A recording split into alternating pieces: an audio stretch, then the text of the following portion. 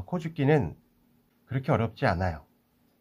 3군데 정도의 위치만 정확하게 기억해 주시면 정말 쉽게 할 수 있습니다. 보통 일반적으로 도안상에서 몇 코를 주어라 하는 코수만 표시되어 있는 것이 일반적이죠. 그러다 보면 눈에 보이는 대로 적당한 위치에 코를 주어서 뜨게 되죠. 그리고 그거 자체를 좀 부담스러워하는 분도 계시고요. 3군데 정도의 위치만 정확하게 기억해 주시면 정말 쉽게 할 수 있습니다. 실제로 해보면서 말씀드릴게요. 먼저 이 목둘레, 일반적으로 타원의 형태죠. 이 목둘레에서 코줍기를 시작하는 것은 어깨의 연결 부위, 즉 가장 두드러지지 않는 부분에서 시작하는 것이 좋고요. 그 중에서도 코줍기 방향이 항상 이렇게 시계 방향으로 돌다 보니까 이쪽 어깨의 연결 부위에서 시작하게 됩니다. 실제로 해보겠습니다. 연결 부위 부분에 바늘을 넣고 색상을 선명하게 보이기 위해서 다른 색상으로 가져왔습니다. 실을 걸고 코 사이로 일단은 한 코를 먼저 주우면서 시작을 하겠습니다.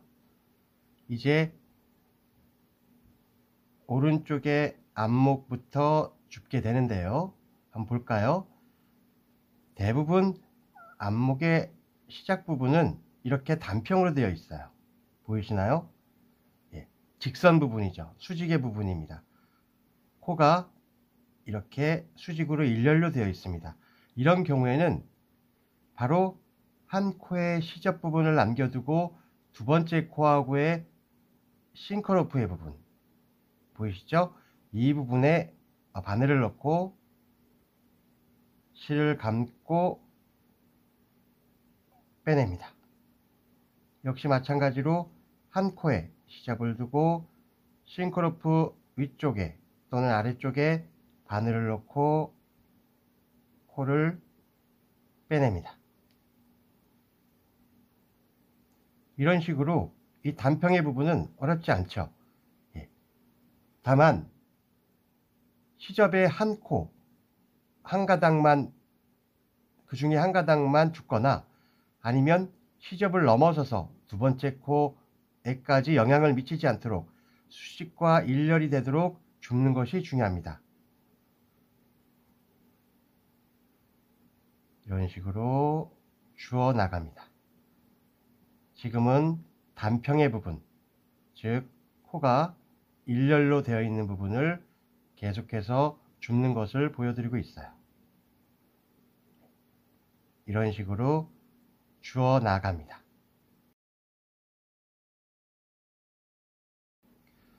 이제 이렇게 수직 부분, 단평으로 되어 있는 부분을 주어 나가다 보면 반드시 이 목둘레의 곡선 부분을 만나게 됩니다.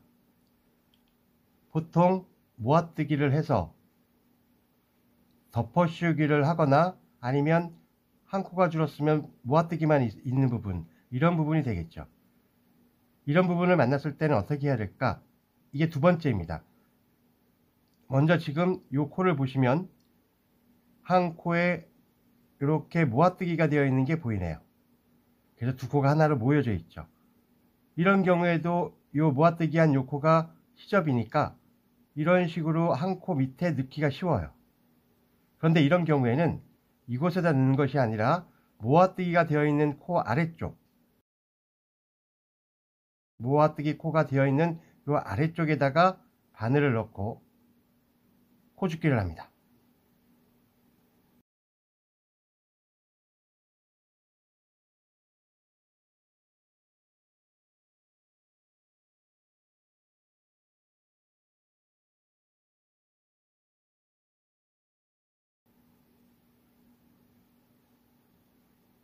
왜냐하면 모아뜨기가 되면서 이 코의 무게가 무거워졌어요. 그래서 이 모아뜨기 코에만 바늘을 넣고 코줍기를 하면 그 무거운 거를 이 코줍기한 실이 지탱을 해야 되는데, 그러다 보면은 늘어질 가능성이 있으니까, 그래서 모아뜨기 코가 아니라 모아뜨기 된 코 아래쪽에다가 바늘을 넣어서 코죽기 한 겁니다. 이렇게 단평인 경우에는 그대로, 모아뜨기가 아닌 단평이죠, 그대로 코죽기를 하고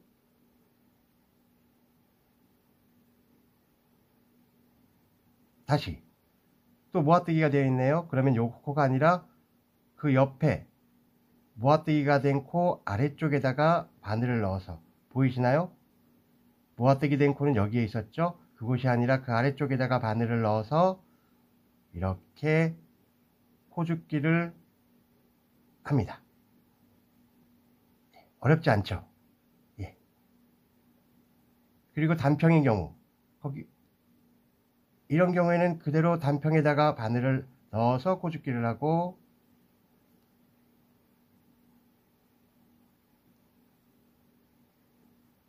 여기도 단평이네요. 단평에다가는 그대로 넣어서 코죽기를 하고, 이렇게 모아뜨기가 된 경우는 모아뜨기 코, 요 한 코가 아니라, 여기가 아니라 그 옆에 코에다가 바늘을 넣어서 코죽기를 합니다. 어렵지 않습니다. 계속 해볼게요. 이제 이렇게 코가 일렬로 되어 있는 게 보이시네요. 그럼 이런 부분은 어디에다가 넣어서 코죽기를 할까요?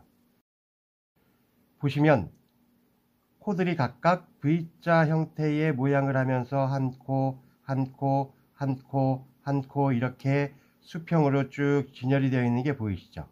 그럴 때 이 한 코의 V자, 요 V자 보이시나요? 요 V자 가운데다가 바늘을 넣어주세요.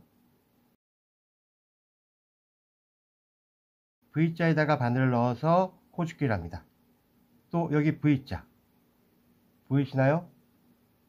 바늘을 넣고 코죽기.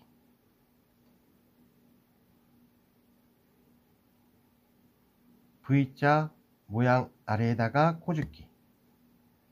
지금 이 뜨개 바탕은 메리아스 뜨개이기 때문에 코의 변화가 없어요.